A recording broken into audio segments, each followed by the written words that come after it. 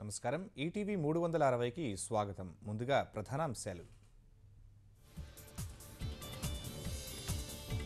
నవ్యాంధ్రలో మరో సువర్ణాధ్యాయానికి నాంది. అమరావతిలో నూతన సచివాలయం ప్రారంభం. జగన్ కేసులో 749 కోట్ల ఆస్తులు జప్తు. లోటస్ పాండ్ నివాసం, సాక్షి భవనాలు అటాచ్ చేసిన ఈడీ. చైనా సంస్థలతో ముఖ్యమంత్రి బృందం సంయుక్త సదస్సు. ఏపీలో పెట్టుబడులకు కెడా, పవర్ సంస్థల ఆసక్తి. రాష్ట్రాన్ని ముంచెత్తిన వర్షాలు. ఉభయ గోదావరి జిల్లాల్లో పొంగి పొర్లుతున్న వాగులు.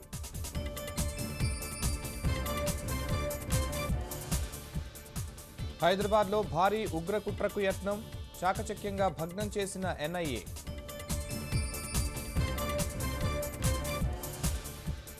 2011 గ్రూప్ 1 పరీక్ష నిర్వహణపై సుప్రీం తీర్పు.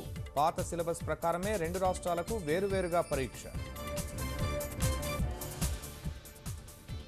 7వ వేతన సంఘం సిఫార్సులకు కేంద్ర మంత్రివర్గం ఆమోదం. దుకాణాలు, సినిమా హాళ్లు నిరంతరం తెరిచే ఉంచేలా కీలక నిర్ణయం. ఇస్తాంబుల్ ఉగ్రదాడిలో 41కి చేరిన మృతుల సంఖ్య. ముక్త కంఠంతో ఖండించిన ప్రపంచ దేశాలు.